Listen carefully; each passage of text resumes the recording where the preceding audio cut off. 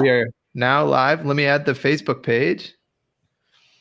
I hope Bros Facebook page during this. I really hope. Do you hope what? My mom doesn't try to FaceTime me during this. She might. You flip right off, Katie. Last week, the dude that was delivering my groceries kept trying to text me and call me, and I was just like, I'm getting so sweaty because I also wanted to make sure that he got the right vanilla extract, and he was like kind of stressing about it. That's a vibe. The right vanilla extract. You know, it's no joke. Oh, here we go. Okay, so mom's in the house. Ladies and gentlemen, everybody, welcome to Karate in the Garage with Joe and Dave Landreth from Brothers Landreth. We are thrilled, positively thrilled to have our pal Alexa Dirks, also known as Begonia. Hello, Begonia. Hanging out with us today. We're going to laugh, we're going to cry, we're going to listen to some old music. We're going to look at pictures. And, you know, that's what we're going to do. This is a live, manual, analog fade up. And we are our own producers here on Karate in the Garage. I love it. Is that our theme song? Where'd you come up with that? That can totally be our theme song. I made that at the beginning of the pandemic when I was gonna try to become a YouTuber, and I made a bunch of YouTube videos with Jen Dirksen, and then just got super self-conscious. Was like, I can't do this. But that's the theme for my YouTube channel that might exist one day, but doesn't exist as of right now. What happened? Like, what scared you off? I just was like, I was worried that if I became a YouTuber, or rather started YouTubing, then I wouldn't be an artist anymore, you know? And then I would just be talking about music on the internet instead of making music. Which I have so much respect, and I consume so much YouTube content, but I'm just not ready for it, you know? I'm not ready. I feel you. You got to do when you're ready. Yeah. Alexa, welcome here. Thanks for joining us. Everybody, this is our dear bud Alexa, and Alexa is, oh God, how do you even introduce Alexa Dirks? Such an unbelievable talent, such a dear friend. You've single-handedly saved at least a mitt full of songs for us, and we'll get into that a little bit later. But Alexa has a project called Begonia, which is really, really fantastic, which is her music. But you have been so many different things in your career. You're a singer-songwriter. You've played in a bunch of different bands. You've toured. You've backed people up. Like, you're a side person. You're a very versatile individual. But the thing that I'm most excited about is obviously the music that you make. And so I just kind of want to talk about like who you are and where you come from. And I also want to embarrass you. So I recently dug up. So I guess I should tell people, like, the history between you and I is my very first kind of like pro gig was playing in a worship band, but with this dude named John Buller.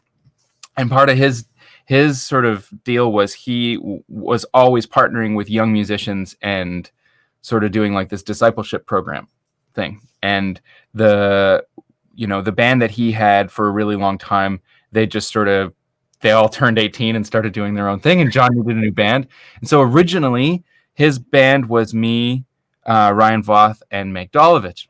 And then, I don't know, I want to say like a month or two into playing with John, he was like, I want one more vocalist. And we were like, no, we don't need that. We don't need no other singer, man.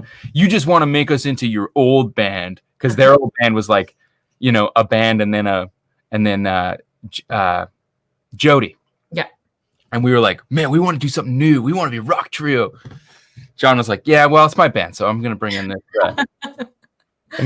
Gal named Alexa, and I feel like the very first rehearsal might have been like just like four cats bumping into each other in the alley. Like,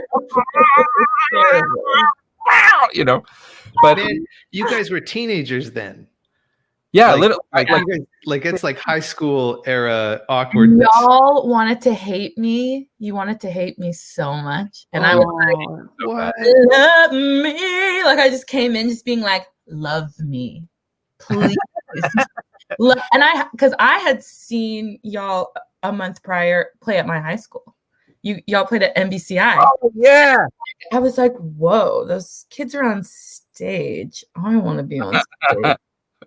I think I saw that one smoking outside. Exactly.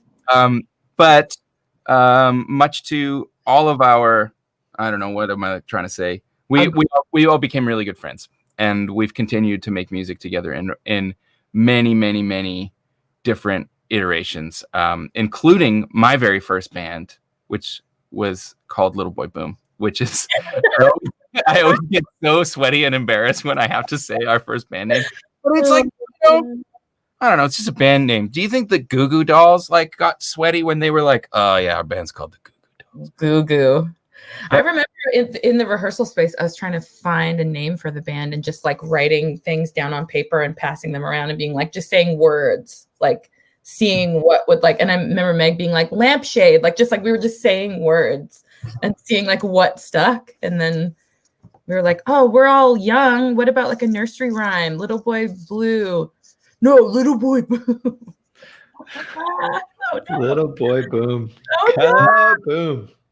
But that was our first band, and like I think we learned, like I certainly learned some of my most valuable lessons in those days. Like we had our first house gig. We played every Wednesday at Hooligans, which is now Handsome Daughter. No, yeah.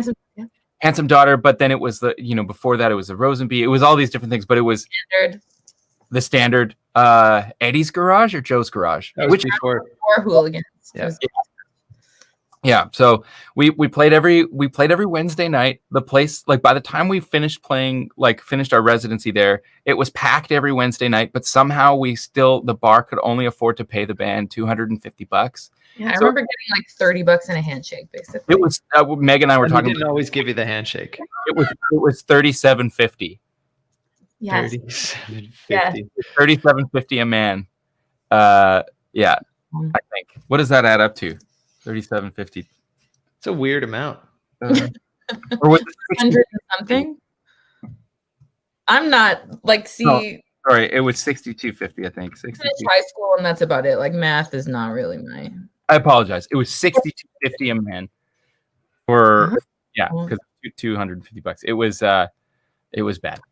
But man, did we ever learn some lessons? Dave, can you put the Halloween picture on the screen? Oh no! Oh, gladly. I am ready. Let's enjoy this photo, everyone. Check this out. Pirate. You were a pirate. I was an 80s jogger. Meg was an alien, and Ryan was just a baby. We built him a crib out of cardboard, and then but he was actually wearing a diaper and a bonnet. I really wanted to find the picture. I really wanted to find a picture of him with Uncle Donnie. So Uncle Donnie was this guy that would come to lots of gigs. He's a musician and a music fan, but he would get super loaded and heckle us. And I feel like that was also my first like education in how to tell off a drunk guy at a bar was Uncle Donnie, and you just got to like practice different things. Like, I remember at one point him just walking up to the stage and me like stopping playing and being like, "No, don't talk to us." Well, didn't I was at that. I remember that Halloween gig. I mean, I was at a lot of your gigs, but I'm pretty sure that Ryan got out of the crib in his diaper and bonnet. Yeah, he did. And there's a photo of him like with nothing but like a makeshift diaper and bonnet with his finger in Uncle Donnie's face. Like somebody's got to track that down. He sits down and was like, "Stop," and we're like, "What?" The baby has spoken. The baby has. Man. It was amazing. It was really, really fun. But the juxtaposition of like angry, protective Ryan in baby costume was just like is etched on my brain. I can conjure that so easily. My face already hurts. This is gonna be good. Yeah. Okay. Oh no. While we're going down memory lane here. Oh my goodness. I actually, Paul Yee sent me the original sessions for all of our demos. So You'll have to tell me, and we won't get flagged this week because none of this music is released, so it's nobody owns the copyright. You got flagged. You get flagged. We got flagged last week because we listened to our entire our Karate in the Garage playlist, and we knew it was going to happen, but we were like, I wonder what happens if we just, I don't know, ride the wave. Yeah, we just go for it and see if YouTube catches us, and they definitely did. Oh, Dad just chimed in. Hey, Dad. Dad glued the headstock back onto Uncle Donnie's left paw 4 times. Yeah, Uncle Donnie is definitely the kind of guy that breaks his headstock off his 4 left times. Oh my god! Yeah. At least one of them is from putting his headstock up and the ceiling fan taking it off. Definitely. Yeah. And the other one is angrily putting it on the ground when he can't quite get the changes right. A lot of people are asking. Yes, we are. Alexa is a birthday cake alumnist as well. She actually has her own label called Rex Baby Records. Come on. I wish I had a clap track. Yeah. Oh, that's so cute. Okay, tell me if this is loud enough.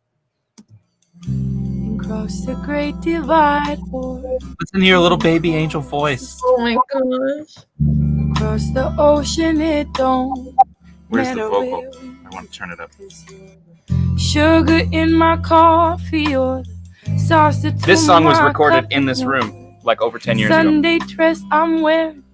Shouldn't that be enough? Lately time is waiting on my heart, yeah. We live in the same city, but couldn't be farther. I'm out working, I like got one boyfriend in the road. eating in your bed. All that ballroom gives me Check out this is chorus. this aching in my head. Saying, I'm pushing you aside. Oh, this makes me happy. And why? Cause sometimes it feels so nice and you're surprised when we don't see eye to eye. But it ain't working, so it makes us keep on trying. Running low on money. Man, I remember, I love that chorus. I remember learning it because I would sub in occasionally for Meg in this band in Little Boy Boom. And I remember like, fuck, it was so fun learning this track specifically. Like the chorus slams so hard and you guys played it so well. It was so fun.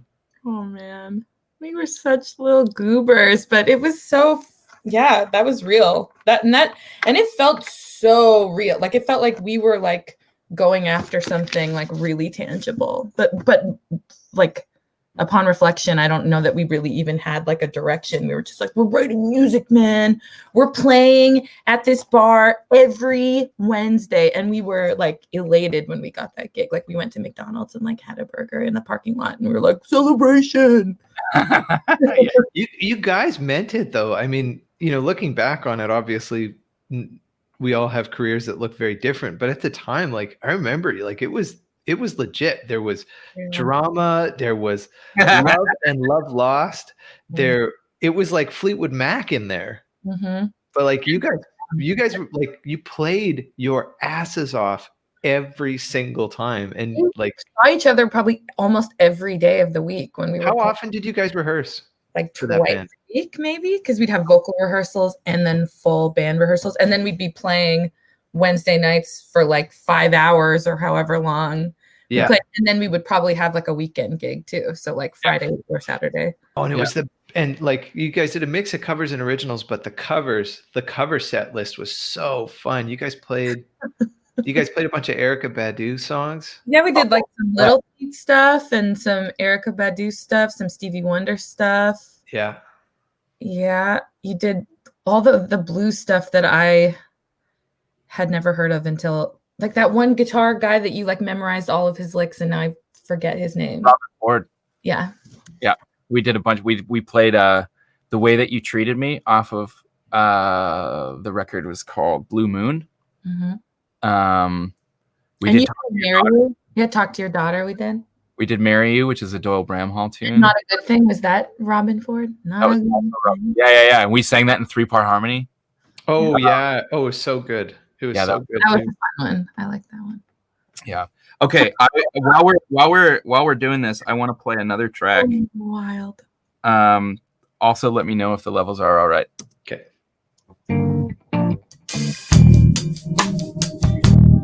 What was I even talking about in this song? I don't even know.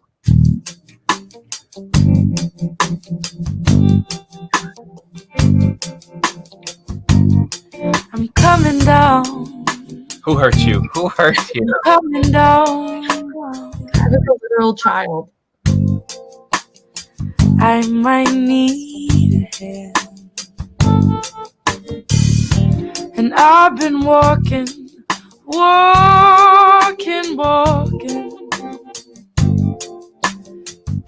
I can barely stand. Man, have snare drum sounds ever changed? And I want For those who are just joining us, we are listening to Alexa Dirks singing, and me on guitar, I Meg Dolovich on the want bass, to- Ryan Voth on the drums. So this is our first band called Little Boy want Boom. to feel my feet from the ground, but all I need is to come down. And peace of mind can be so frightening.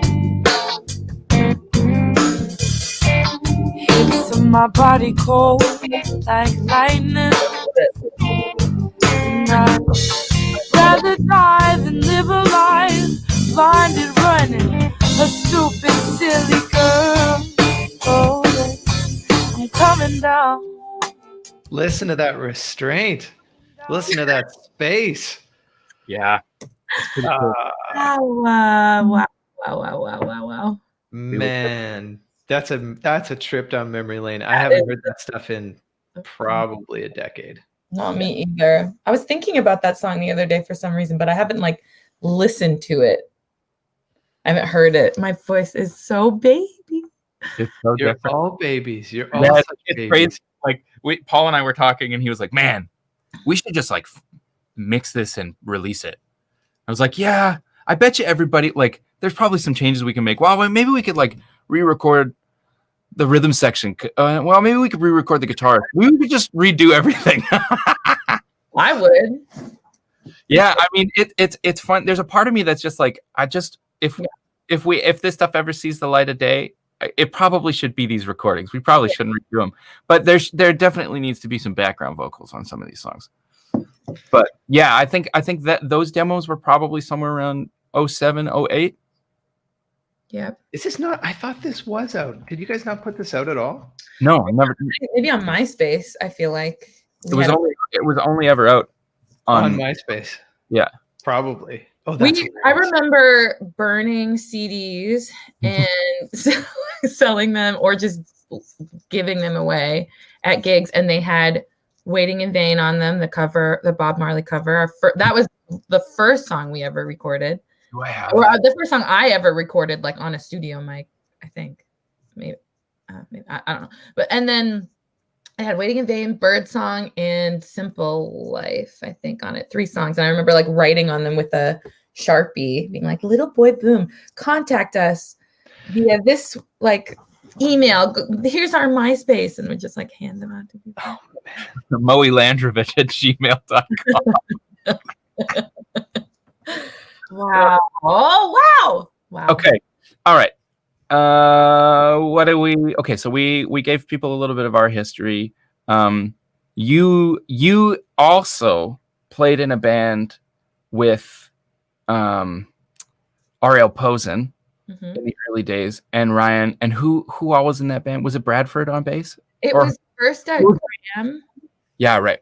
And then Dave and Paul and Kevin Torgelson. We kind of had like a rotating bass chair for a minute.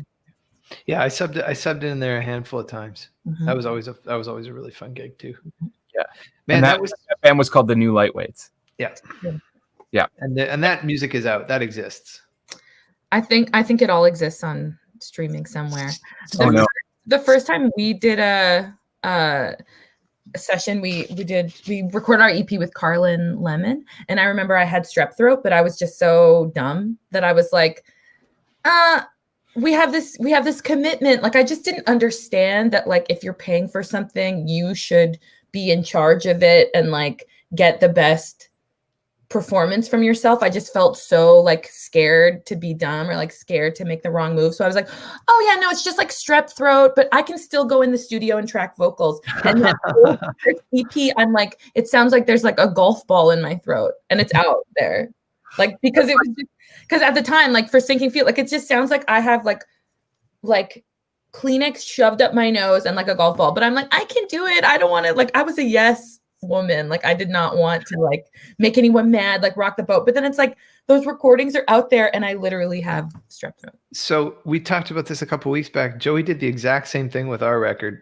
And we did the exact same thing. Yeah, it was just like Joey was dying, but it was like, nope, show must go on. Show must go on. I'm going on tour with Doc Walker for like 6 weeks. We got to get this record finished. But couldn't possibly. It was like, we have a release date that absolutely nobody gives a shit about. We have to make sure we make that marker, you know, because nobody's gonna listen to this record when it comes out.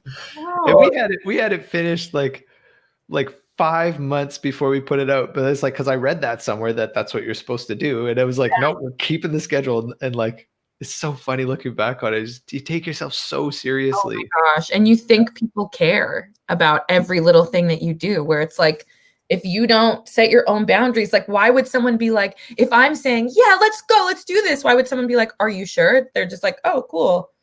She wants to sing with strep throat. Like, choose your own adventure, I guess. Right.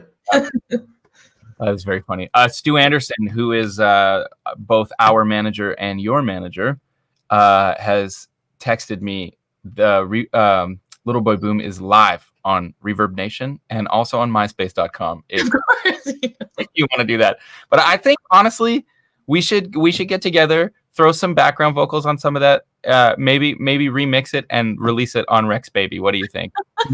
Can Little Boy Boom have a record deal, Alexa? Yeah, you get a record deal on my record label. Then turn under the umbrella of your record label. So you'll be handling the output of it. I'm the project manager. Also, how do you project manage? Don't worry, I'll show you. Okay. Anders is asking a quick question here. We should jump on. Yeah. Is there any Begonia music on a CD available? Hell yeah, we got CDs, we got vinyl. Alexa, where can people find your music right now? Yeah, so go on Spotify, go on Apple Music, go on any streaming service. And my debut album, Fear, that I put out September 2019 is up there. I just put up a B-side from that album yesterday. Yeah, right. Congratulations. Hey, happy release day. Oh, thank you. Putting out a live album in a week. It sounds so good.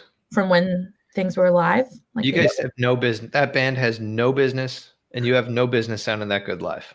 Oh man, is that video up and out for public consumption, or was it? The video of the full show is on Vimeo to rent or to buy. But if you go to my YouTube channel, we put out the first track from that video, the other side, like on visual from that live show. So this is super fun. You played this big show here in town. There's a venue in town called the West End Cultural Center, which has been many of our first important gig, including, you know, I don't know, shit. So there with Groovy Mustache and Les Voyous. Oh, there's pictures of that floating around somewhere. There's a picture. One of my friends still has the ticket stub from it. Carrie ticket stub. She took a picture of it and sent it to me the other day. God, that's awesome. I had bleach blonde hair. Oh, it's bad news. Mm-hmm.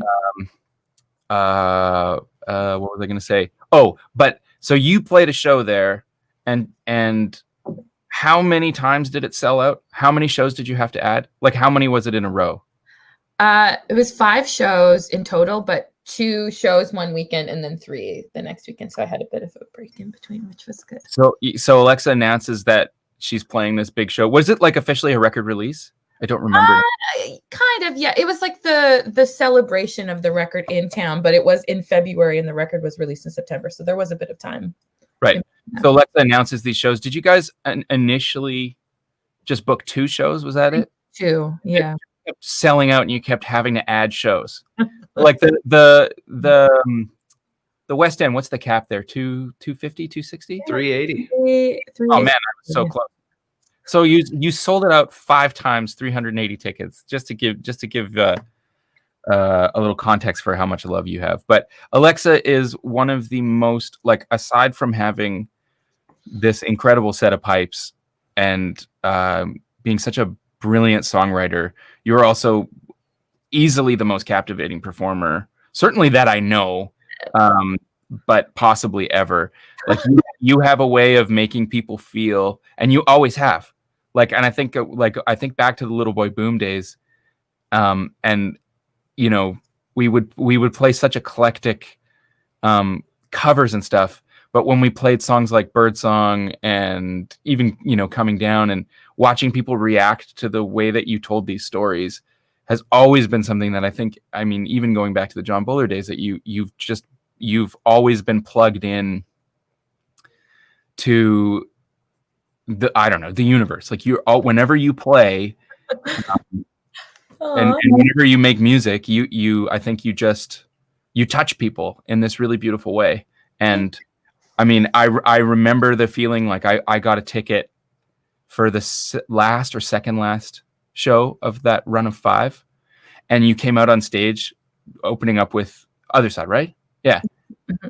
And you started to sing, and I just, like, it was everything I could do not to fall to my knees. It was so beautiful, and it was so meaningful. Oh man. And, I just think that there's like so many special things about what you do musically, but you're able to communicate the human experience, I think, in a very profound way. And that's not a question. I'm just saying this. I'm just trying to tell people how I feel about the music that you make, and I think they'll feel it too when they go and check out your tunes. I want to ask you about the time. We've talked so much about the time that we've spent together, but I want to give folks a bit of an introduction for who you are and where you came from. So before all that, what were you doing before you joined John Buller's band? Like, I want to know things like, what was the first record that you listened to that you were like, oh shit, I think I want to make music? Was there a family member that was like, I think you should do this? Was there somebody who heard you sing and said, hey, you're pretty good at that? Like, what was the thing? You know, and I often come back as a guitar player, because like our origin as guitar players, the origin story is super important. What was the first guitar sound that I heard that I knew I had to do this? Like, what is that equivalent for you? What was that hook? I mean, I was always singing when I was young, and I was like relatively annoying and kind of loud. My mom says I wasn't that loud, but I disagree. But apparently she should know. But anyways, I was always singing and stuff. And then I remember there being a solo in the Christmas concert in the 2nd grade, and I sang the song "Light a Candle," like just happened to be picked for the solo. And then I remember just like feeling inside of me of like, what is this?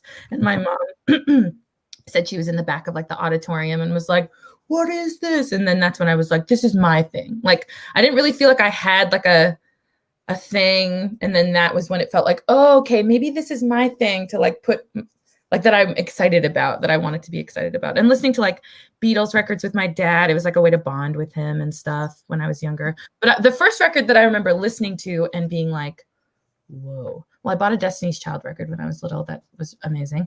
But then there was this Fiona Apple record, When the Pond, that I bought. And it was the first time that I sat down and like looked at the liner notes and was like, what is a producer? Like, what are all these instruments? Like, what's happening here? Like, and really breaking it down. Like, I was always into like reading the lyrics along with albums and like sitting and listening to albums. Like, I was very much into that. But when I first heard that album, it was like all the orchestral production and just like her angst and conviction and kind of wit and cleverness and like the humor, and yeah, that record. And then When Paul Ye Burnt Me, Erykah Badu's Mama's Gun, and D'Angelo Voodoo.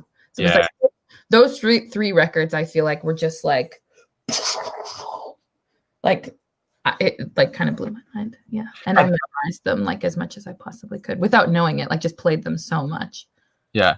it's kind of fun because Paul Yee keeps coming up in our streams, because like I rent a space in his studio. This is the B room at his studio, which is called Stereo Bus. We've made a bunch of records with Paul, but before that, he was just a bit of like a musical big brother to a lot of us.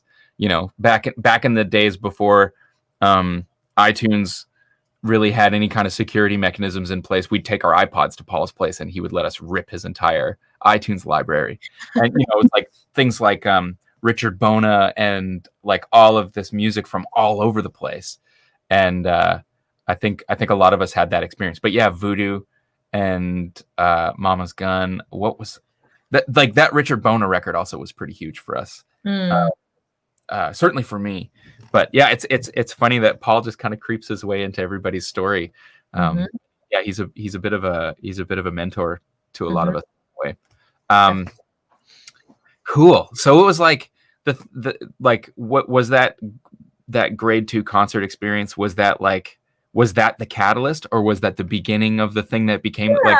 I feel like it was always kind of in me to like feel creative, but not necessarily know. Like I didn't have any examples of people like living that life. So I didn't really know what it meant. Like I knew that my mom said that I like sat her down when I was like 8 and was like, I need you to get me a manager, and was like, crying. But she's like, I don't think you know what that means, and I don't know what that means. So I don't think we're going to go that route. And I remember seeing, you know, that opera singer, child prodigy, Charlotte Church. Do you remember her? She was like, oh, and I remember her singing at this Christmas thing that was like this international televised thing. And I remember watching her, and she was an 11-year-old opera child prodigy, and watching her and then going to my room and just crying with this longing to like be her. Like I wanted to just like I wanted to live that life, but really had no idea like what that even meant. And I'm glad that I did not get famous when I was 11, because my music would have been cheesy as shit. Like it would have been bad. Like I'm glad that it didn't. I don't think anyone's child record is their favorite thing, you know, except for maybe Harry Connick Jr.'s first record is pretty boss. Probably cool. Yeah.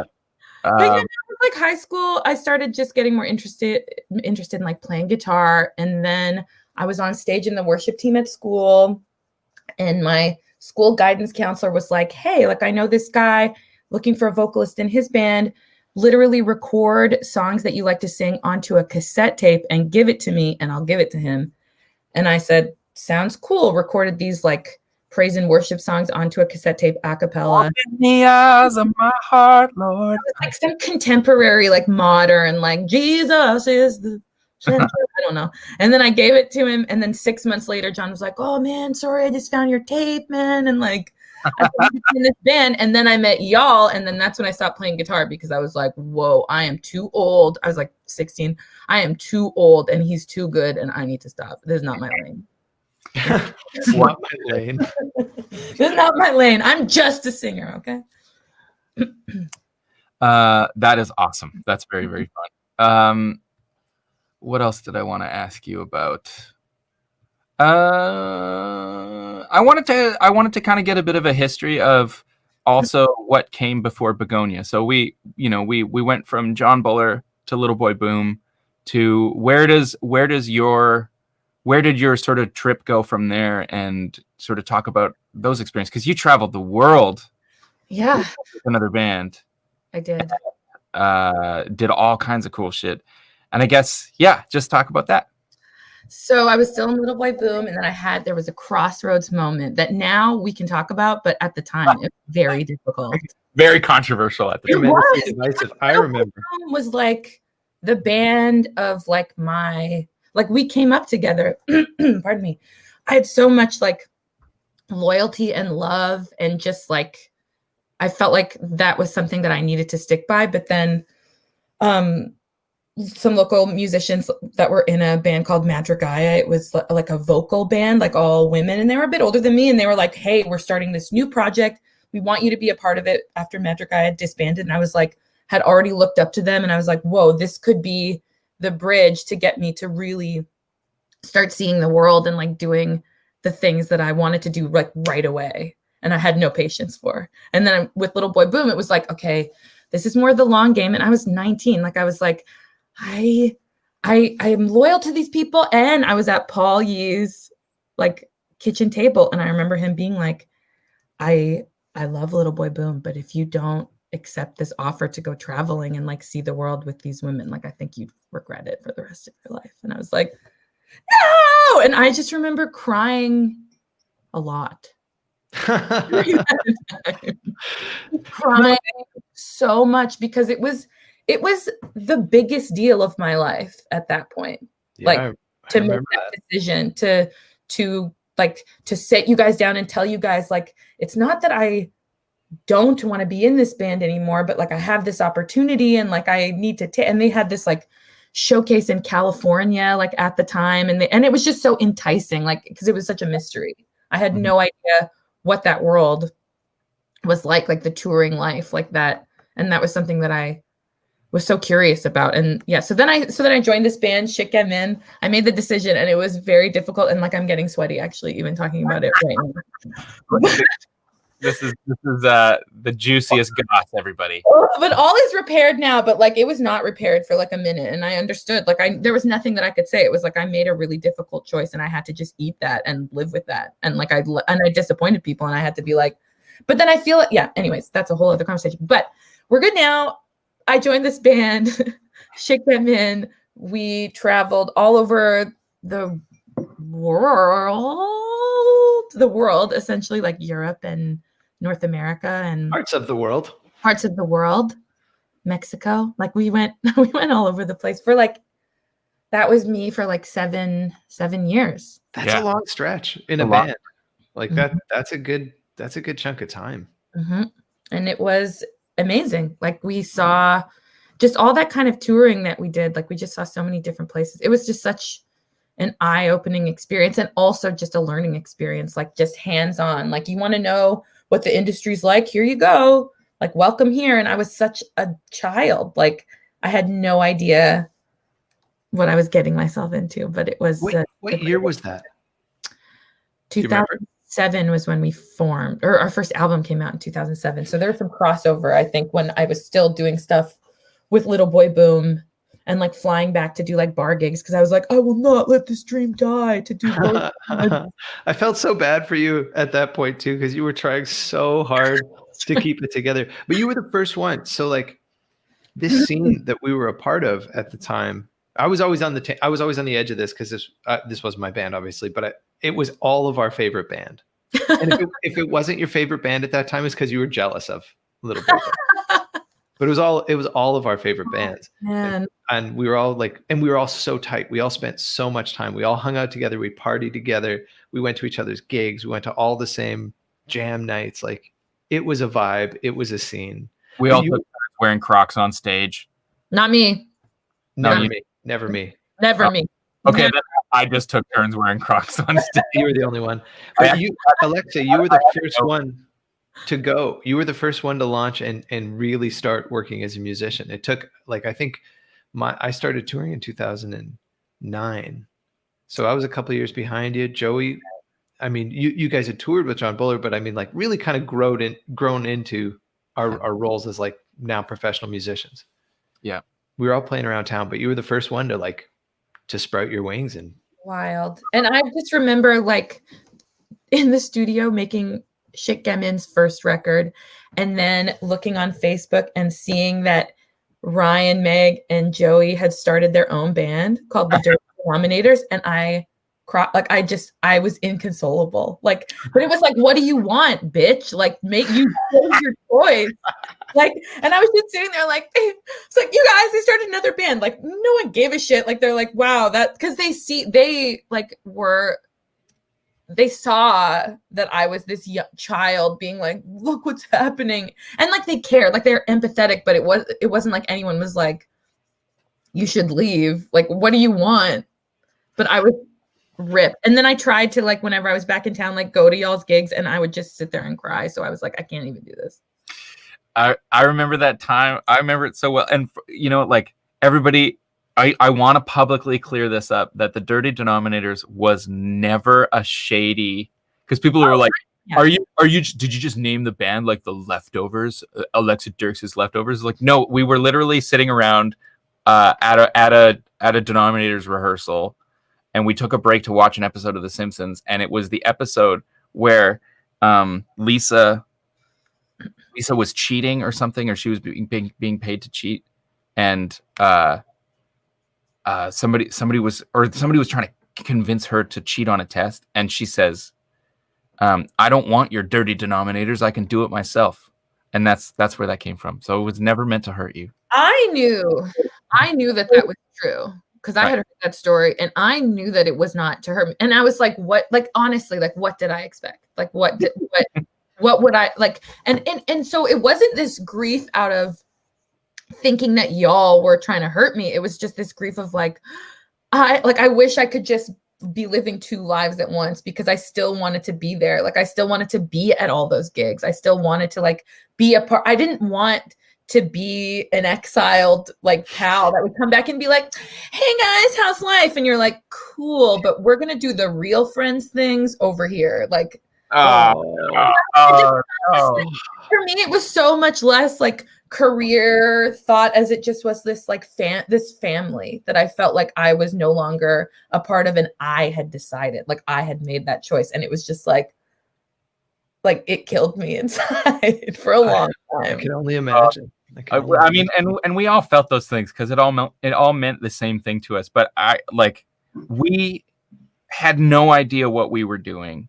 We were making super cool music, and we but it was not like, I mean, to put it into perspective, we had all these grand ideas, but like I remember trying to get us festival gigs and cold calling all these festivals like literally all over the continent, just being like, do you want to have my band? And people being like just not even understanding like how or why someone would book a band, and because all we had ever known was being side people, backing people up, and then playing bar shows. So it's just like, I guess we just do a bunch more of this until something else makes sense.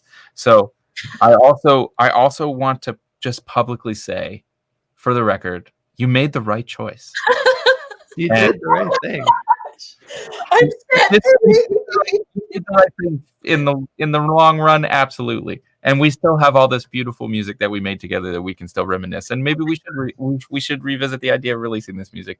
Joey, you should go. Stu fed you the Reverb Nation and the MySpace links. We should listen to another track. We should listen to we should listen to Waiting in Vain. That was your big hit. That was our big hit. So we covered this version of Waiting in Vain, and I was really, really into I mean, I still am super into harmony and chord theory and shit like that. So I'd come to the table with this, like I had rearranged all the harmony. I mean, not all the harmony, obviously. It's not the departure.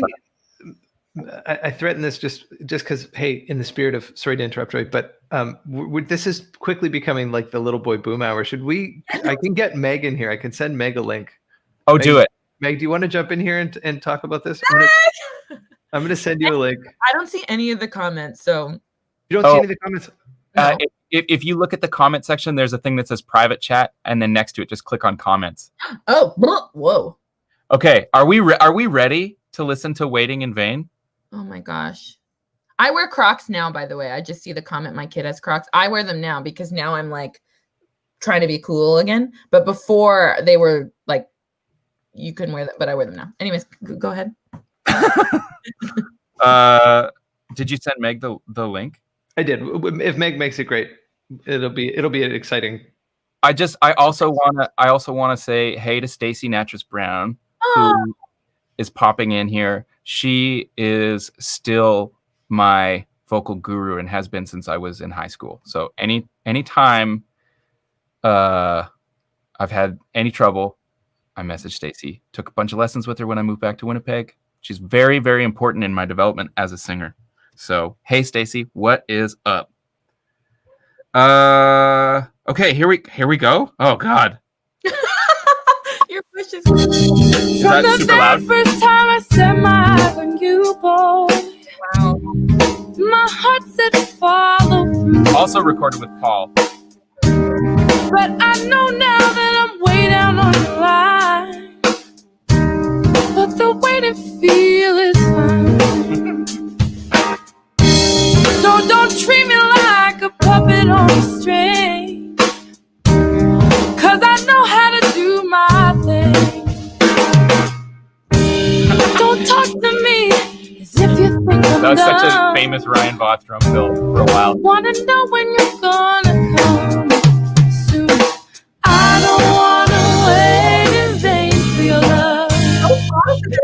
I don't wanna wait in vain. I love how for it your goes from love. straight A's to swung A's. I don't wanna wait in vain for your love. Summer is here, and I'm still waiting there. Winter is here, and I'm still waiting there.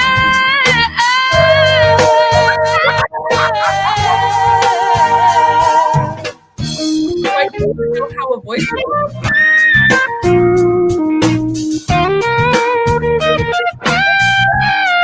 Murray Pulverlick, number 1.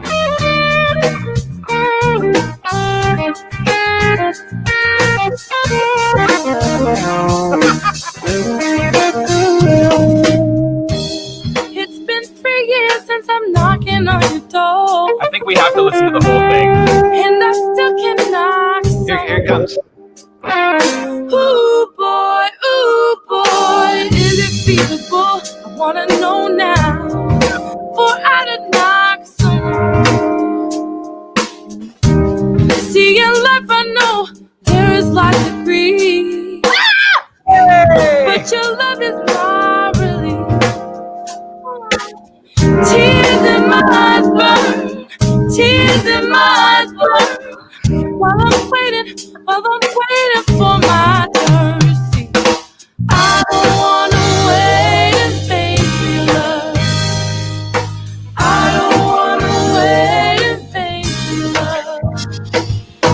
I don't wanna wait in vain for your love. I don't wanna wait in vain for your love. I don't wanna wait in vain for your love. I don't wanna wait in It's a big vain outro. for your love. I don't wanna wait in vain for What your a journey. love. I don't wanna wait in vain for your love.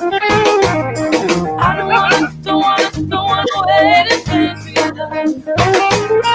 I don't wanna wait in vain for your love. I don't wanna wait in vain for your love. Oh my god. That was a trip down memory lane. Ladies and gentlemen, we are joined by surprise special guest Meg Dolovich, my bass playing hero. Hey. Holy smoke, jumping at the last minute. Thanks for bailing us out here, Meg. Guys, I don't go on the internet. I don't talk to people. I'm very arrogant. I haven't brushed my hair in a long time. But Welcome here. oh my click the link. Hey, you know what? I don't have pants on. I haven't been out of the house in 3 days. I was gonna say the same thing. The pants not happening. This is great. This is great. I you know what? Like, I just want to reminisce a little bit about this. Like, you guys, this is going back like almost. This is going back over 15 years. You realize we were babies, and there was this scene in Winnipeg, and you guys were the darlings of that scene. You were the best band in town. I think you forget how many bands there were in town. Like, there was so much music. Like, it was really different than it is now. Dave, I mean, yes and no. Like, there are still that many musos in town. They're just in their basements. That's true. Dave, do you want to pull up the photo from the King's Head, the black and white that Mom took, me and Alexa and Meg singing into one mic? Oh. Look at these babies. Ah. Oh wow. Where's another one? I got a couple other ones here too. Yeah, pull them all up. I went on a deep dive. Oh Jesus. gosh. Oh Jesus! Look at Ryan.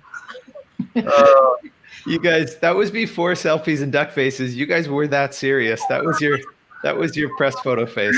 No, Dave. I think that hair is pretty much can be traced back to you. Started that whole thing. Oh my God! Started with you and your My Little Pony thing. Like, It's you know. on the internet. if you deep dive hard enough, you can find My Little Pony. I dated a girl whose best friend was a hairdresser, and she hated me. Both of them hated me. The hairdresser and the girlfriend, and I was forced into doing hair shows. So she would do like really experimental hairdos. So I got. Oh man! I remember Rusty getting a hold of one of your hair show photos and I was gonna see if I could find that. It in the cavern, like on all the TVs at the bar, and coming to the cavern and your picture from one of the hair shows, holding like you were like gambling, but like sexily. You like had like, cards, and you're like, ooh, and your hair was like asymmetrical and like shaved a little bit of red. We're gonna have to find that. I hope that is buried. And it was on all the TVs at the bar, and I was like, whoa. I hope that's buried as deep as Trump's tax returns. Woo! Still on the surface, though, unfortunately. Yeah. Man, fun times. Definitely fun times. And that, like, I remember, Meg, learning your bass parts note for note from all of this stuff and just getting my ass handed to me. We'd go to rehearsal and Ryan would just be like, nope, you're on top. Nope, you're behind. Meg plays it like this. Meg plays the notes like this. You know what? So Tom, my husband Tom, says that musicians listen to music wrong. And honestly, when I think back to that time specifically, I have to agree, because it was at a time where Ryan specifically, we would go and listen to music and just tear everything to shreds. This is on top, this is behind, but like we had lost the ability to listen to a whole thing as one thing. You know what I mean? Oh yeah. And actually, I only started to relearn how to do that after I ran into Julian Bradford at the King's Head, and it was around that same time. And he was checking out a band, and at first listen, I did that thing, tore it apart, and he was having such a great time, and he was just having a beer, enjoying the tunes. Wow. Awesome. That looks really fun. Like, it seems like a great idea. Anyway, so I'm glad. I think we kind of remember how to do that sometimes. But yeah, I know what you're talking about. That phase of Ryan, I think we all might have been in a little bit. Well, you guys, like I we said, were all in his crosshairs, though. It was like, it was just like, you're on top, you're behind, rush me, drag me. You know, like he played every Little Boy Boom gig to a click. Yeah. Right. You know. Oh, man, I really enjoyed fucking with him, though. Oh, it was one of my favorite things. It's not hard to do. You know, he was just trying to do the right thing, and but that's why he is who he is, because in those days, while I was learning how many pints I could put down and still play well, Ryan was trying to bury the click. Yeah. You know? And that's why he's the drummer that he is. You know. Absolutely. Yeah. No, among many other qualities, but his time is pretty terrifying. But again, isn't it interesting? Like the further you get away from all this stuff, like you really do. I mean, we all take our shit really seriously. You know, we all take the music that we make very seriously still, but you do relax so much. Like you learn to let go of so much of that as you get older, and you have this breadth of music behind you. You're just like, oh man, I can just sort of relax and just have fun with this. Yeah, but it's true that I feel like had we been so relaxed then, like if we didn't rehearse twice a week or like didn't play like all the gigs, like weren't so hungry, I don't know that I would have honed like my chops in the same way. Like I wouldn't have. I doubt it. That was like pure definition of like cutting your teeth, like truly. And we took it so seriously. If there was one person at the bar or like 1,500 people, like we never played for 1,500 people, but like if there were like if it was like a packed bar or like one person, if there was a mistake, we would talk about it after. Like Brian would make mistakes, but we were all on top of that shit. Like if someone like sang the wrong note, like we were like, okay, now at vocal rehearsal, we're gonna pick that apart, even if there was one person in the room. And that, I feel like that sense of urgency and like seriousness, like really actually like paid off like now. But I'm not as serious in that. Well, I am in some ways, but I don't know. It lays the foundation, right? And now that you have that foundation, you can comfortably sink into it. But yeah, you guys cut your teeth. It was insane. What were those rehearsals like? Like, what were you guys shedding when you were drilling these tunes? What were you guys talking about? Well, I think like the thing that I remember the most and was shedding transitions of sections. That was Ryan's note after every gig was like, we have to work on our transitions. And it was usually me pushing into the chorus and dragging out of the chorus. Me learning how to count. I felt like I was learning how to count in a huge way, like count. Yeah, like just like bar, like just simply how to count bars, like how to know when it is my time to come in, have that instinct. I remember not being able to, and I probably still can't come in properly on Tell Me Something Good. Really over and over, and I'm like, no, like just my brain is like, I can't. You know, it does not matter. Doesn't matter who screws it up. The bass player will always feel like they're doing it wrong. Am I not right about that? Meg, you're too confident. I don't share that confidence. I'm just laughing right now because I feel okay. I do feel guilty about a number of things at that time that happened musically. So like everything was in the wrong key for Alexa. Everything was at the wrong tempo. Everything was so loud. I can't believe you've been saying, more than a set in a row. But also something like Tell Me Something Good. There's a lot that we could have done as a band to set it up a little bit differently or made it less miserable and like it was funny. I just want Eva. Hey, there's my girl. Hi, Eva.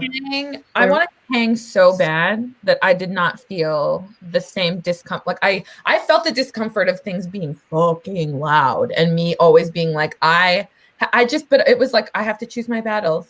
I lose my hearing and scream, or I make other people feel like they can't. Like I was just like, if I tell Joey to turn down his guitar, because then he can't express himself like how he wants to, or like whatever. Like I felt like I took that really seriously, and I did not want to be an uncool singer. Like I wanted to be the singer that could hang, like that, just like nothing fazed me. Like I could just hang. But my mom would come up to me after every bar gig and be like, "You're not loud enough." Well, and you know what? In hindsight, so much of that was absolutely my fault because I was so excited about playing, and I was so excited about gear that I would bring these massive rigs to rooms that the no way. Like, do you remember my Dirty Denominators gigs with 3 amps? So it was like 2 amps and then another amp running a Leslie cabinet that I stepped on literally one time a night. And it was just like, it was such a like, we had a phone mic. Yeah. Clear guitar, one song. Yeah. But it was like, there was no, like you put it best. It was like, didn't matter if there's one person or the room was full. Yeah. We were bringing all the shit down. We were playing for the back of the room. Mm-hmm. And in hindsight, I now know that it would be way more appropriate to bring a smaller amp so that at least we can get the vocal on top in the PA. But I feel like I did. I feel like I cared, but I feel like I was just there. Like I don't remember like feeling like I was suffering, like maybe now I'd be a bit more picky about that kind of stuff. But then I was just like, that was my experience. Like I didn't know how to do it any differently. So it was like, if that was the standard, then sure, then that's the standard. Like, and that's just how I learned. Like, I feel like, okay, so we've obviously everyone's gone musically all in different directions and it's been crazy. But I feel like I should tell you that even though we haven't done those types of gigs to, redeem ourselves and do better, I've been in a position to coach young bands. And one of the things, like I have those things in mind. So, if the band starts and the singer doesn't come in, guess who I come down on? It's not the singer. Oh my God. So I've tried to redeem myself in that way, I guess. Yeah. You're leading the next generation. You're learning from your mistakes. Oh man. You're learning from your experience.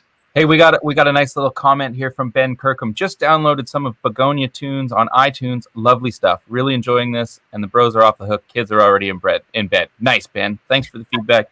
Everybody, if you haven't already gone and done it, please go and check out Alexa's music. It's under Begonia on all the digital streaming platforms. So iTunes, Tidal, Spotify, Apple Music. I guess iTunes isn't really a thing anymore. Google Play, LimeWire. Stop. YouTube Music. Napster. Napster mud. Yeah. Well, shit. I mean, now we've got Meg in the house. Meg, what is firing you up right now musically? What are you listening to? What's got you excited? What do you hear that makes you want to go out and play? So everything, to be honest, if I hear music, I'm ready. But other than that, the most played record in this house right now is Fear, because my 19-month-old wakes up and requests it like first thing in the morning. Yes. No way. So Santa dropped off a vinyl and we put it on, and now it's either something off Spotify, Raffi, whatever, or that one vinyl that will never leave, apparently. Aww. Yeah. That ties things together really nicely. You can't even plan that shit. That worked out perfectly. You cannot. Meg, parent question. Have you guys dug into Burl Ives? Do you listen to a lot of Burl Ives? Roberta loves it, and I've grown so fond of it. He's the guy, you'll recognize his voice from narrating the stop action. I totally know what you're talking about. Rudolph the Red-Nosed Reindeer guy. Yeah. That cartoon. Which, by the way, there's some questionable, I don't know. I can't watch all the old kid stuff anymore without wondering about some of the content, and when they're too young to talk about it, I don't know. I'm struggling. I haven't dug in. My kid's not watching TV yet, so I don't really know. But we listen to old music anyways. Yeah, but cool. Well, I will keep that in mind, along with the Begonia rotation. Holy shit, y'all. I just realized that all of y'all are parents or going to be parents. I know. I'm still a child, but all of y'all are parents. Dude, I'm still a child. I'm not ready for this job at all. I'm not scared. That's crazy. Thank God Anna's a grown-up, because otherwise this kid would basically be feral. Hey, Dave, back at 2:51 p.m., Anders Hallgren has a question. So What is Meg up to? Before you answer that question yourself, Meg, I want to make sure everybody knows that Meg played on my last solo record, Hindsight. Okay. Meg's daughter. And also she played on the Lowell George project, which is going to be released later on this year. It's finally finished. Meg has played bass in a bunch of my solo bands, toured with me for quite a while, and that's what we've been up to together in the last couple of years. But you are also side person to the stars, as well as low-key getting a degree at the same time. Let the woman tell her own story, Joe. You're going to take all the fire out. I got carried away. Tell your story, Meg. What are you up to? Nothing further, really. I mean, I don't know what to say. I honestly, you guys have went and become artists and stuff, and I am, still doing very happily the side person thing, and that was always kind of what I wanted to do, and still what makes me happy is kind of figuring out ways to be invisible, I guess, to make an artist comfortable. Those things that make me happy.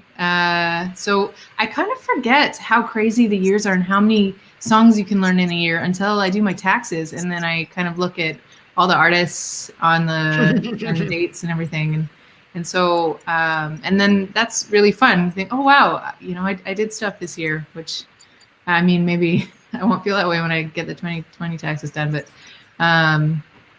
yeah, so just playing with whoever calls, mostly I guess. Your husband is trolling you on this live stream. My husband is trolling me. Not just any pilot, Major Tom Dolman. Ground control. You asked for that one, yeah. Is he right there?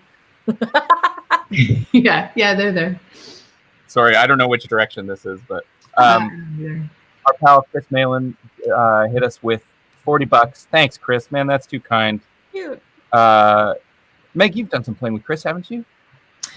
No, we are internet friends. We've met in real life, though, I think.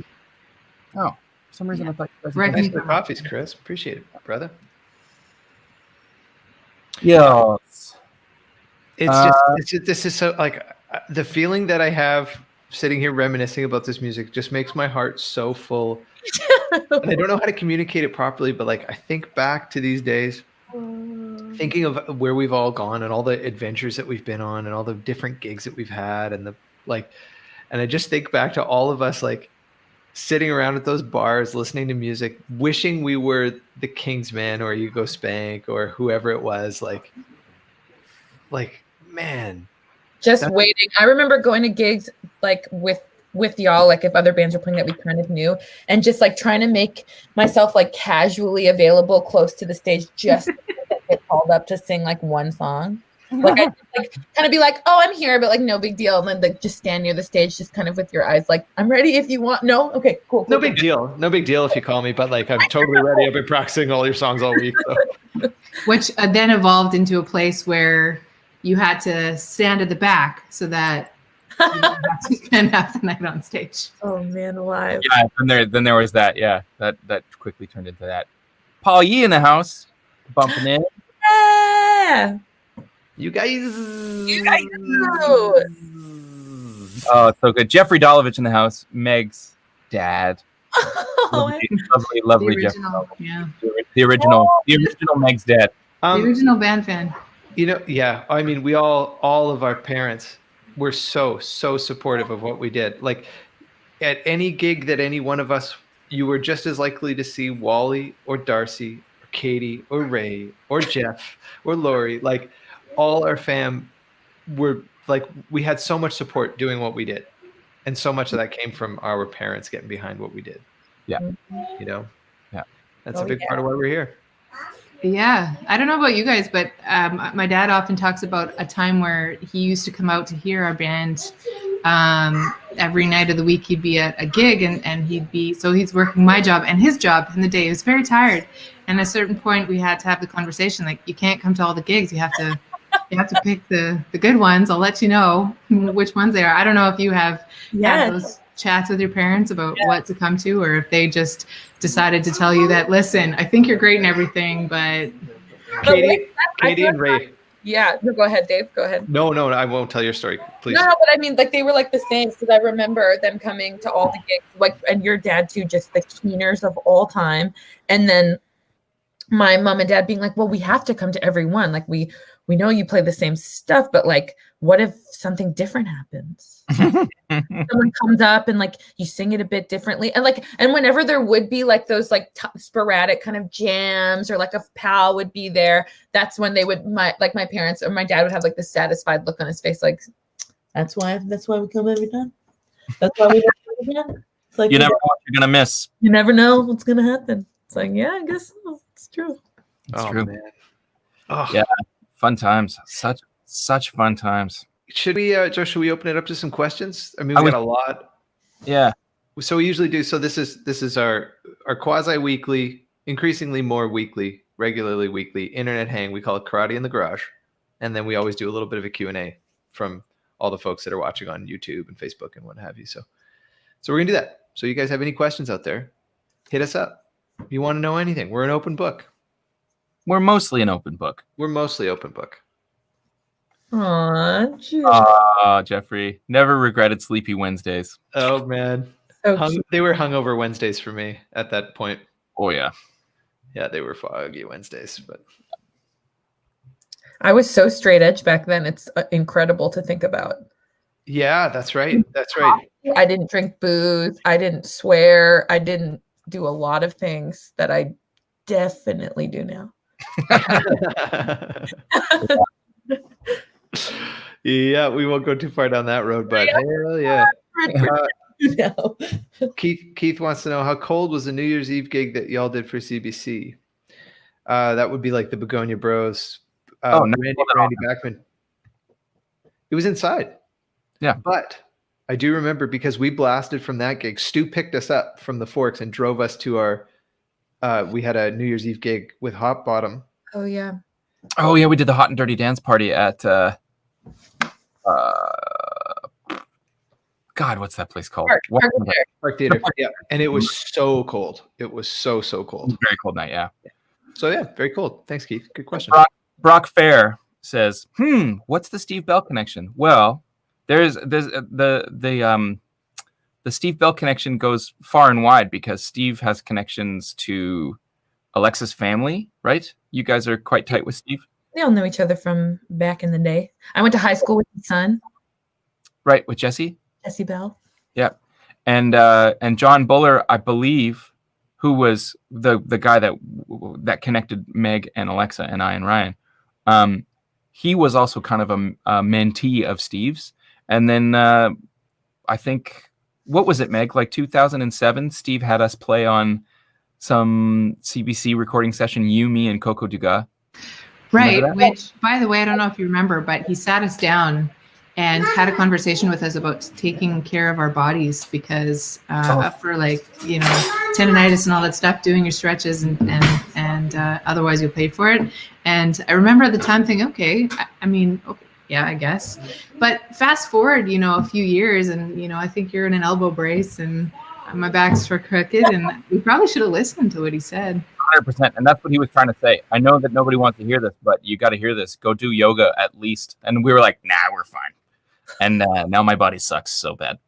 So many good questions rolling in here. I like this one. If you guys not play him, I would want to play drums, please. That's the only thing I would want to play. Might have to fight Meg for that though, maybe. Maybe I would try to play keys, but like you're letting your dreams go too soon. Fight for the drum chair. I want to play drums. Meg, what are you playing? Oh gosh. Well, here's the problem. If drums are taken, then everything else is kind of like front line. That's very upsetting. It's not possible. How about percussion? If drums are taken, how about percussion? Yeah, like if I would sing or play guitar, but if it was like a backline position. Right. Hey, we're playing in Fantasyland. Whatever goes, this could be a 2-drum band. Oh shit! Right? I accept. I would definitely play Hammond organ because that's my new favorite instrument. Wow. I like it way better than guitar. I can only play in a handful of keys, so as long as we're drums and an organ.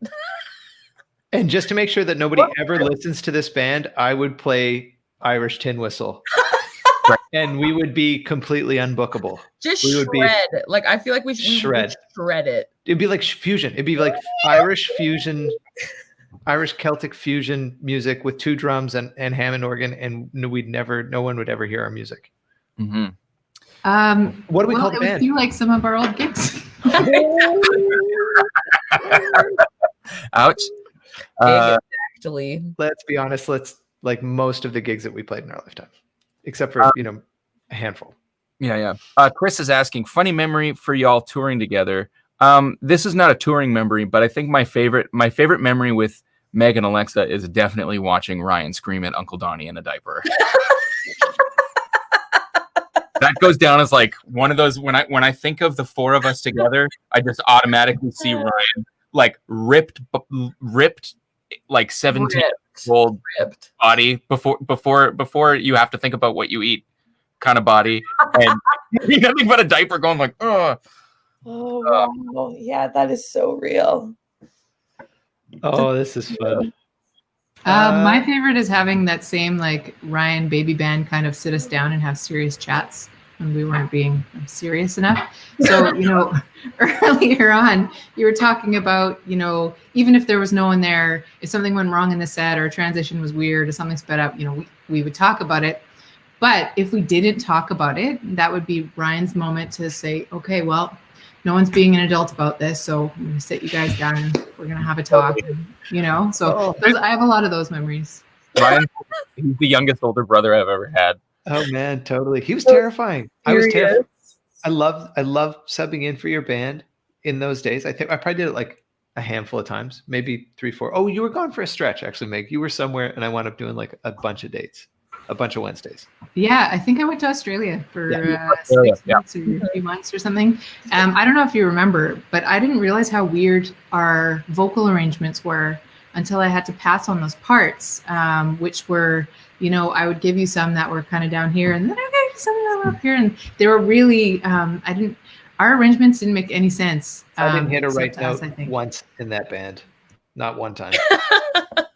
I don't think you guys ever turned my mic up in the mix. That was before I actually knew how to sing. I was just like, oh, I'll just open my face at this microphone. Oh, fun. We got a great question from Sonia Maroney. She says, this is for Meg and Alexa. What advice would you give young girls who want to explore music? My daughter is 10 years old and is starting to write lyrics. What do you wish you would have known back then? Oh, cool. Very Hi, Sonia. cool. Meg, do you have an answer that comes to you quicker than I do? Yeah. Just do it, I guess. Really. Yeah.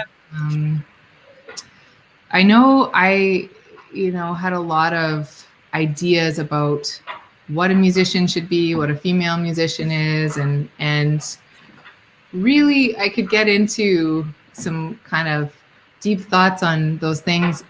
But at the end of the day, if you just work on your craft and do the thing that you want to do, and I mean, I don't know how to say it without sounding cheesy, but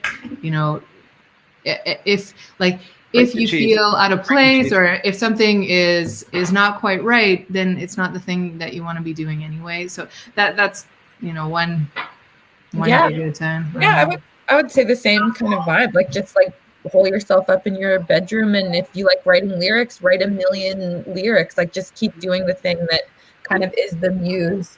Don't think too hard about what you should or shouldn't be doing. Like just follow the passion inside of you and just keep working at it, and keep like putting yourself in situations where you can gain experience. Like if there's like a play at school, like sign up for the play at school. If there's a choir you can be in, join the choir. And that's where you start to meet like-minded people and then make those connections, like all that kind of stuff. There's no like rule book of like, here's how you form a band, or here's how you meet the people that you like. It's just, you just have to start putting yourself in situations where you're doing a thing that other people also like to be doing. And then that's how you meet the like-minded people. One foot in front of the other.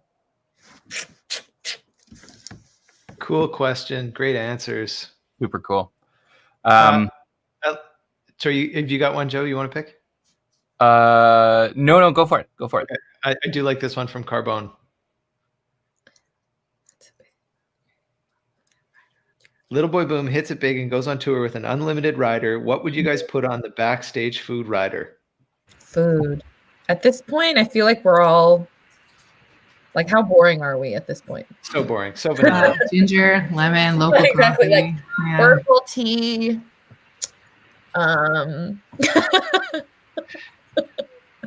Chocolate almonds, chocolate covered raisins, chocolate, hot chocolate. Hang on, I changed my answer.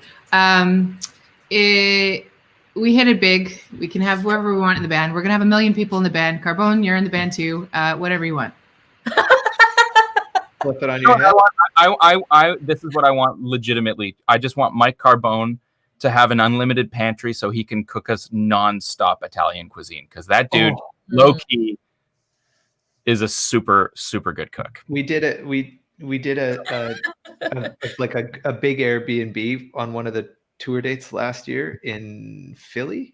No, just outside of New York, maybe was the Airbnb, but we rented like a house in Jersey. Yeah, we were playing.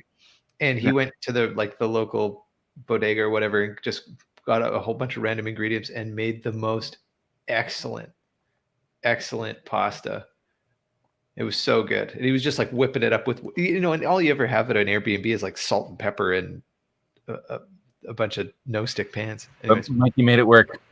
We got a fun one here from Ben Kirkham. He's been throwing shade on this the whole time, and he really wants to know, has Meg ever held Joey's superfluous pedals that she outed him for on tour in Manchester for ransom? That is a very, very, very specific question. That's dark. I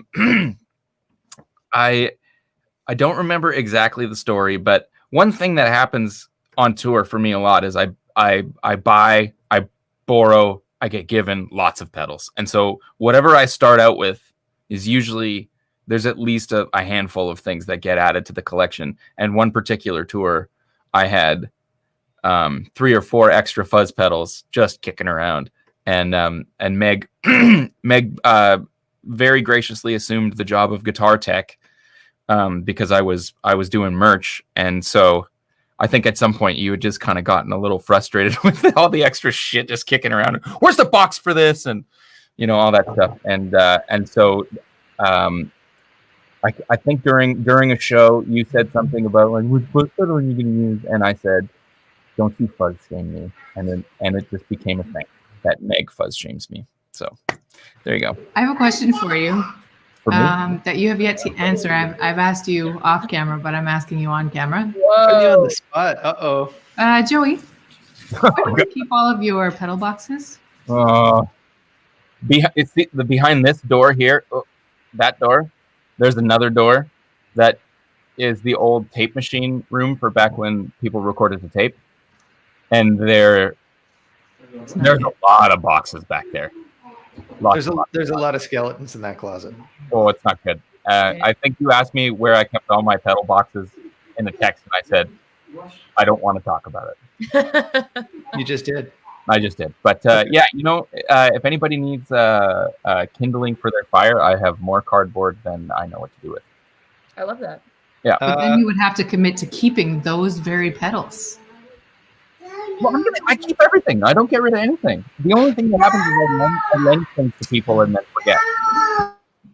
So, Callan Turner, we're going to get technical. Callan wants to know, how do you block out other voices when attempting harmonies? Do you hum the note internally just prior to singing it? Any tips? You guys are all such fantastic singers. I remember when learning Birdsong, one of our songs, that there was that one, remember the climb and the and I always got the first note wrong. So every time I got in the habit of like pulling the mic off and like singing the note off mic, because I knew it just became this like tick that I had. So I'm like, I'm gonna fuck this up. So I'd always like sing it off mic. But often it's just like you practice it enough times beforehand that then it's just within you. You practice like it just. You practice it so much that then when the note is coming up and you're like, that's going to be weird, it becomes just like anything in the song that you're doing. It's just all part of the practice. At least I feel that way. How do y'all feel? Yeah, I agree with that. And so I've never been able to hum the note before it comes, even though I have an instrument in my hand and I can cheat and tell myself what it's going to be. So I always think of it as what happens before, how does that go into whatever I'm going to be singing. So it's like my own personal melody line that I hear in my head. And then if the starting note's not the problem, it's actually singing it when there's other stuff going on, then I, like Alexa just said, is that you have to kind of get used to hearing it within those chords, and that's just doing it. Gotta practice it so much. I would only add to that that for me, just because I'm a big old nerd, like being really aware of what intervals you're singing. So if you're sort of geared up to think about things in terms of numbers, then I'm thinking of either chord tones or scale tones. So like if this is the root and I'm singing the flat 7, then I know that I'm 1, 2, 3, 4, 5, 6, 7 notes away. So I think about those things a lot.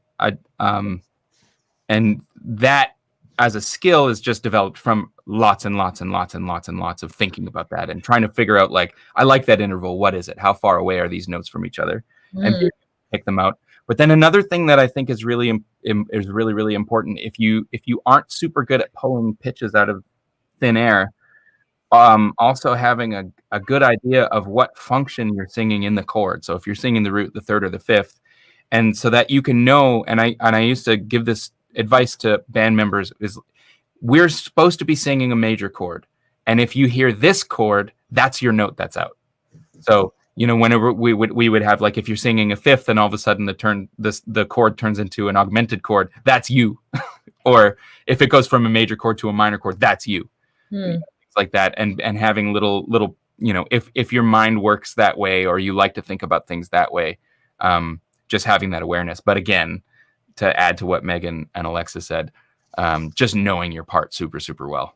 is really the only thing. And I think a lot of times with harmonies, we like to just kind of feel like just vibe it out and just throw something on. And I think there's lots and lots of room for improvising harmonies, but also like for us, the way that we would do things, we would arrange things very specifically and sing the same thing every single time. You know, it was like burnt into us. So there's nothing that replaces just repetition, knowing the hell out of your part. I think singing specifically, like of all the things that's out there, man, singing is one. It's like there's no replacing tons of woodshedding. Although I will say that, Alexa, watching you and Andrina sing, get up and sing with people is like that's another example. Like you guys did so much singing together that you guys have like telepathic singing power. And I've watched you get on stage and back people up and sing Bee Gees on the spot. Mm-hmm. Like, and that's wild. That's a pretty whole fun. It's pretty fun when you kind of like accidentally have like develop that relationship with someone just due to time and like just singing together, and then you get in those situations and you're like, it's one of the most amazing feelings to sing in harmony with someone. Yes, it is. It's one of the most powerful, like amazing feelings that I've ever experienced in my life. It's like the best. With y'all three learning that so young, because Joey and Meg, I just remember you being so serious about it. Like I remember being in a church basement and it was like fucking serious business. And I was like, okay, then I want to be perfect too. Like I want to get this right. And then when you drill it that hard before, then you're on stage and you don't have to be nervous because you know that you're just going to like, and it just feels so good when it just fits like that. And with Andrina, it was a whole other world of like, yeah, just being able to look at each other in the eyes. And I remember tracking a record once that was like live off the floor and we would just look at each other and I was like, I'm going to go high. She's like, okay, I'll go low. And then it's just like, you just kind of make the hand, like when you have that kind of relationship with someone. And I think it's like with certain instruments too, like when you have that, when you know each other's instincts, it's so fun to play. I think that's such an awesome point. And I think that's something that we have in the Winnipeg scene, because it's, you know, there's so much music that happens here, but it's not a massive scene. So everybody gets to know each other really, really well. And I've seen Meg and Ryan do it. I've seen Dave and Ryan do it. Exactly. I feel the same thing as an improviser playing with both Dave and Meg. And Ryan as well. You guys know my playing so well. You know each other's playing so well that, you know, if Ryan does like this little pickup on the kick drum, you know that means that he's going to play this thing. Well, and it's almost like you're not even looking at the instrument. You're looking in each other's eyes. Like I've seen that happen before too, where you're like, okay, like you just like the communication is like telepathic in that way. Totally. It's just like, I think the beautiful thing about it is like, you're just so connected as people that the music is almost, it's almost a byproduct of like the love and respect that you have for each other.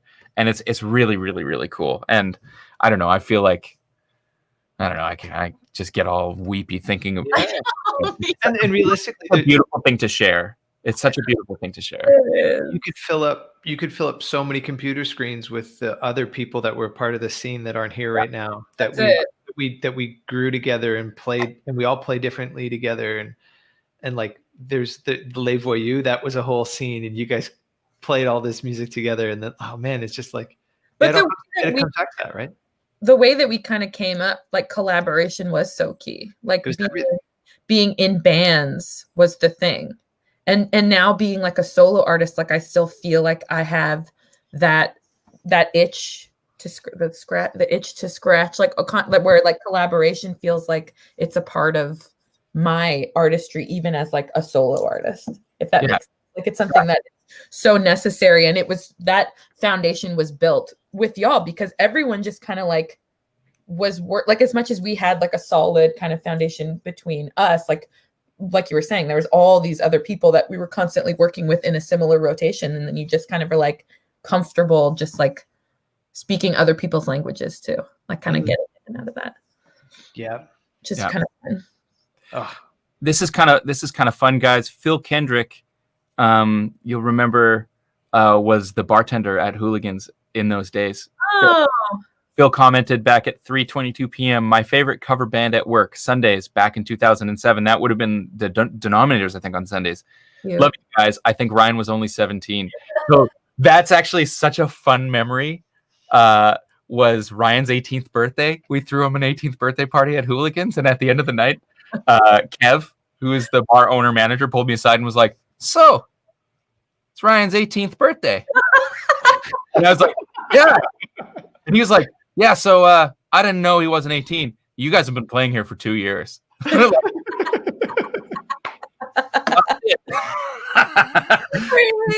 And just so everybody knows who's not from Winnipeg, the legal drinking age and bar age is 18 here.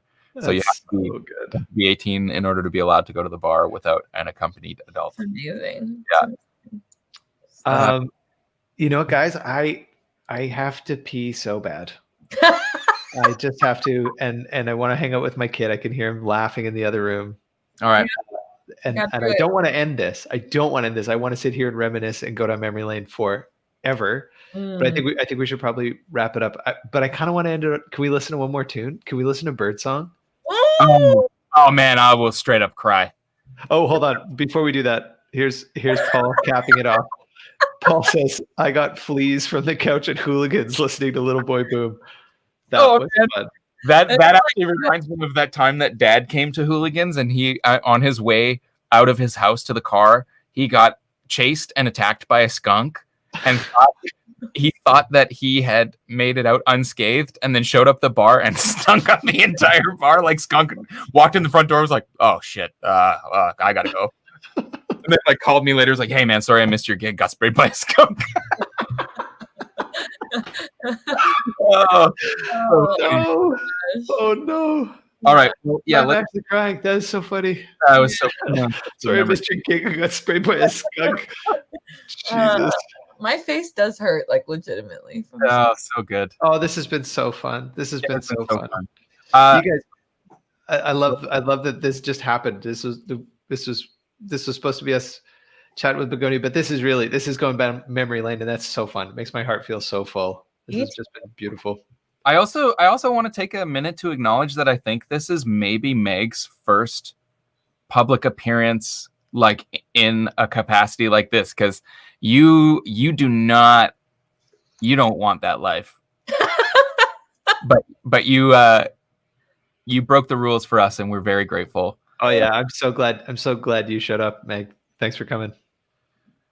Yeah, absolutely. Okay, here we go. Birdsong. Before we sign off, because I think we'll sign off after this is done, everybody go check out the music of our dear pal, Alexa Dirks. She goes by Begonia. She's on all the streaming platforms. Go and check out her music. Go to Vimeo. Buy the video. Don't just watch the trailer on her YouTube channel. Go and buy the video. It goes a long way. You got merch for sale. You got records for sale. All kinds of cool stuff. Meg, you don't really have any music of your own out there, but there's so many great examples of what you do on my recordings and lots of other people's recordings and shows and videos. So I want to thank you both for stopping in. And here comes the Little Boy Boom. Maybe this was the number 1 hit. This is number. Huh? I don't know what number it rose to on the charts. Top of the pops. I remember hearts? the song and like discovering a part of my voice. Like I didn't even know I could hit like the note at the top of that. Like, yeah, I remember having so much trouble recording the song, but I'm very okay. Anyways, there's too much to say. Too much. We don't have the time. Just play it.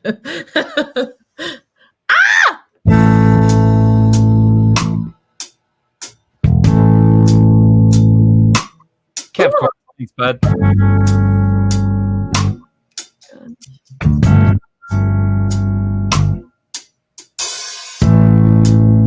I am not a bird.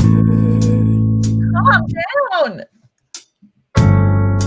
Can't just spread my color wings, fly. But winter chills my bones. With no one waiting by my side. But please believe me, My bags are packed, I just need some transportation. And my legs deceive me. When I'm froze, I can't fix the situation.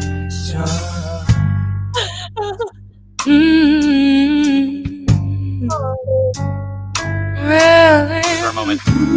I could go and running all my life just to be a good woman, just to say I did right, and I could paint my face and buy some nice things, but I am not a burden.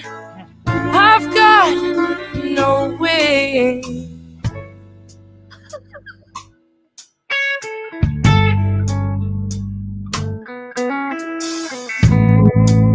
So I make believe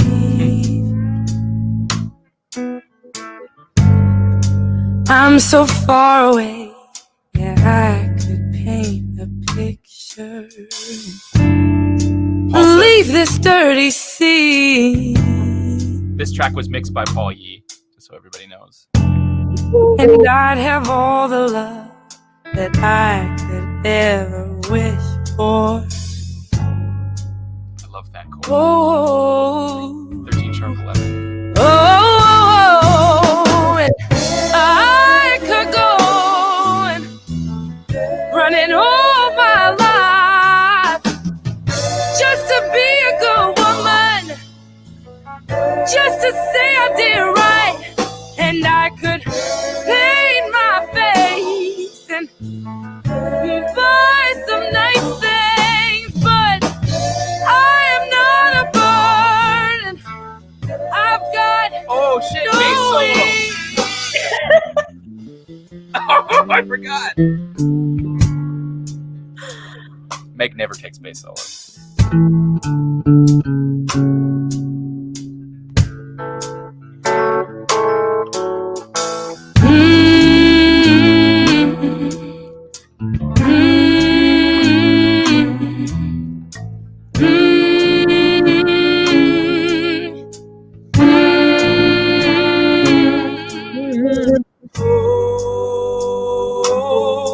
Meg's on the bottom.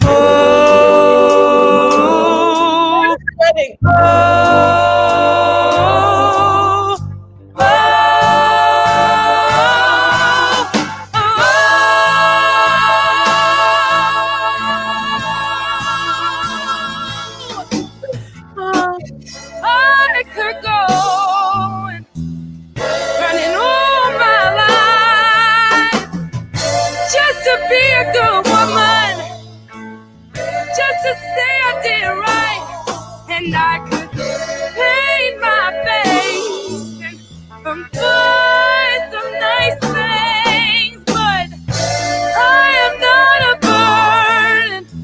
I've got no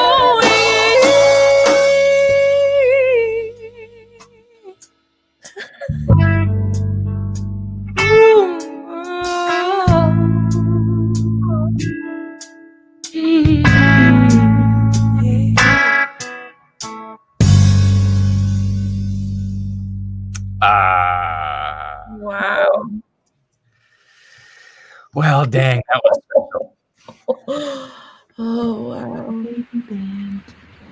There it is. Ladies and gentlemen, it's been Karate in the Garage with Joe and Dave and our dear, dear friends, Meg Dolovich, Alexa Dirks, a.k.a. Begonia, a.k.a. your mom. But I'm no one's mom. I'm the only one. Well, you shouldn't have.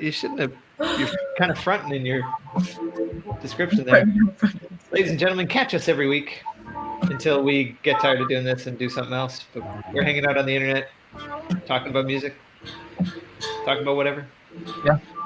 Thanks for joining us, Alexa, Meg. Love you guys. Miss you guys. Can't wait to actually, be able to be in the same room. And who knows? Maybe the next time we all get together, we'll be to remix some of these tunes and release them under Rest Baby Records. that's it. Thanks, everybody. Thanks for joining us. We love you too. Thanks for coming by, and we'll see you next week. Bye. Nicest ever. Thank you. Bye, guys. Bye. What a gift.